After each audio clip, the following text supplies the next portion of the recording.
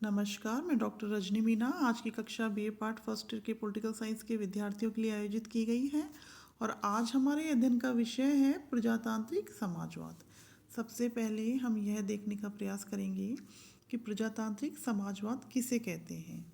प्रजातांत्रिक समाजवाद में लोकतांत्रिक साधनों के माध्यम से समाजवादी लक्ष्यों को प्राप्त करने पर बल दिया जाता है। यह विचारधारा लोकतंत्र और समाजवाद दोनों को बनाए रखना चाहती है। राजनीतिक क्षेत्र में इसकी आस्था मानवीय स्वतंत्रता पर आधारित उदारवादी दर्शन में है, लेकिन राज के कार्य क्षेत्र के प्रसंग में लोक कल्याणकारी राज के मार्ग को यह प्रशस्त करता है। पंडित जवाहरलाल नेहरू ने लोकतांत्रिक समाजवाद को परिभाषित करते हुए लिखा कि राजनीतिक और आर्थिक शक्तियों का विकेंद्रीकरण तथा जनसहमति के तरीकों से न कि बल द्वारा स्थापित की जाने वाली न्यायपूर्ण व्यवस्था ही लोकतांत्रिक समाजवाद है। जब लोकतांत्रिक मार्ग को अपनाकर आर्थिक सामाजिक न्याय की स्थापना करने पर बल दिया जाता है और व्यक्ति की गरिमा और सामाजिक न्याय की स्थापना का प्रयास किया जाता है, तो ऐसी विचारधारा लोकतांत्रिक समाजवाद कहलाती है। अब हम देखेंगे कि लोकतांत्रिक समाजवाद की विशेषताएं कौन कौन सी हैं। पहला, पूंजीवाद का विरोध। प्रजातांत्रिक समाजवाद, भले ही इसे किसी भी नाम से पुकारा जाए, उसकी प्रमुख विशेषता उसका पूंजीवाद का विरोध करना है। उसके अनुसार पूंजीवाद असमानता और सामान्य जनता के शोषण पर आधारित होती है। दूसरा, साम्यवाद का विरोध। प्रजातांत्रिक समाजवाद साम्यवाद का विरोध इसलिए करता है कि साम्यवाद धर्म और नैतिकता के विरोध पर टिका हुआ है और वर्ग संघर्ष और हिंसक क्रांति की धारणा में विश्वास रखता है, क्योंकि मार्क्सवाद के अंतर्गत वर्ग संघर्ष को एक अनिवार्य स्थिति के रूप में माना गया है और हिंसक क्रांति के आधार पर ही परिवर्तन पर इस मार्क्सवाद के अंतर्गत बल दिया जाता है। साम्यवाद के अंतर्गत हिंसक क्रांति का समर्थन किया गया है, किंतु समाजवाद के अंतर्गत क्रमिक विकास पर बल दिया गया है, वो भी लोकतांत्रिक साधनों को अपनाकर। जब क्रमिक विकास के माध्यम से परिवर्तन होता है तो लोकतांत्रिक समाजवाद इस धारणा के अंतर्गत विश्वास रखता है कि परिवर्तन हमेशा क्रमिक हो और लोकतांत्रिक साधनों के माध्यम से हो। इसलिए जो समाजवादी विचारधारा है वो साम्यवाद की विरोधी है, क्योंकि साम्यवाद के अंतर्गत अधिनायकवाद को अपनाया गया है।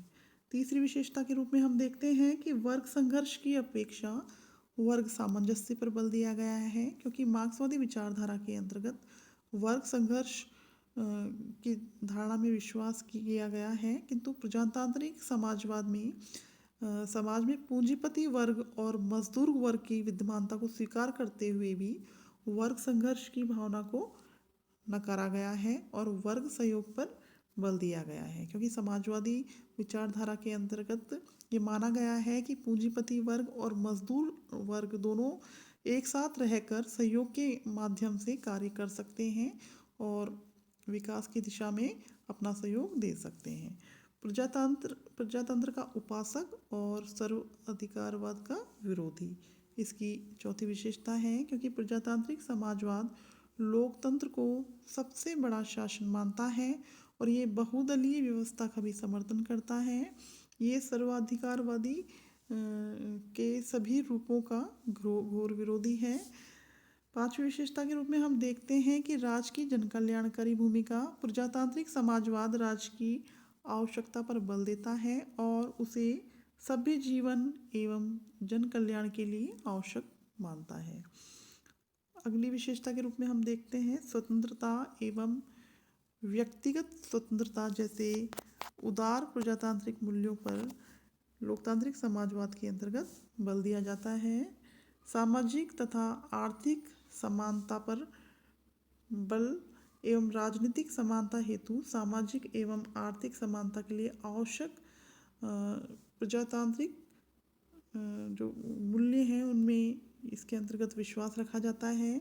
समाजवादियों के अनुसार आर्थिक विषमता को दूर करने पर ही राजनीतिक समानता की प्राप्ति हो सकती है और आर्थिक विषमता को दूर करने हेतु उत्पादन एवं वितरण के साधनों पर राज्य के स्वामित्व की ये वकालत करता है, क्योंकि प्रजातांत्रिक समाजवाद के अंतर्गत माना जाता है कि जब तक आर्थिक विषमता दूर नहीं होगी तब तक राजनीतिक समानता की स्थापना नहीं की जा सकती और उत्पादन एवं वितरण के साधनों पर राज्य का स्वामित्व का यह समर्थन करता है। सकारात्मक स्वतंत्रता का समर्थन। प्रजातांत्रिक समाजवाद राज्य को केवल सुरक्षा संबंधी कार्य देने के पक्ष में नहीं है, अर्थात नकारात्मक स्वतंत्रता के स्थान पर सकारात्मक स्वतंत्रता का यह समर्थन करता है। दूसरे शब्दों में कहा जा सकता है कि प्रजातांत्रिक समाजवाद राज्य के कार्यों में वृद्धि करने का पक्षधर है ताकि आम जनता के हितों की पूर्ति के लिए सकारात्मक वातावरण बन सके। धर्म और नैतिकता पर आधारित प्रजातांत्रिक समाजवाद मानव जीवन में धर्म और नैतिकता के महत्व को स्वीकार करता है और अर्थव्यवस्था पर प्रजातांत्रिक नियंत्रण का समर्थन करता है। प्रजातांत्रिक समाजवाद के अंतर्गत अर्थव्यवस्था पर प्रजातांत्रिक नियंत्रण से तात्पर्य है कि सामान्य जनता द्वारा प्रत्यक्ष रूप से निर्वाचित संसद द्वारा अर्थव्यवस्था पर नियंत्रण रखा जाना चाहिए। अतः हम कह सकते हैं कि प्रजातांत्रिक समाजवाद का उद्देश्य जाति विहीन वर्ग विहीन समाज की स्थापना करना है जो जनतंत्रीय विचारधारा पर आधारित हो, जिसमें व्यक्ति की गरिमा और सामाजिक न्याय अक्षुण्ण रह सके। इस प्रकार हम कह सकते हैं कि प्रजातांत्रिक समाजवाद के अंतर्गत लोकतांत्रिक मूल्यों के साथ साथ राज्य के जन कल्याणकारी भूमिका को स्वीकार किया गया है और इसमें व्यक्ति की समानता का समर्थन किया गया है और व्यक्ति की समानता सामाजिक एवं आर्थिक न्याय की स्थापना के लिए राज्य की महत्वपूर्ण भूमिका को भी स्वीकार किया गया है। आज की कक्षा यहीं तक। धन्यवाद।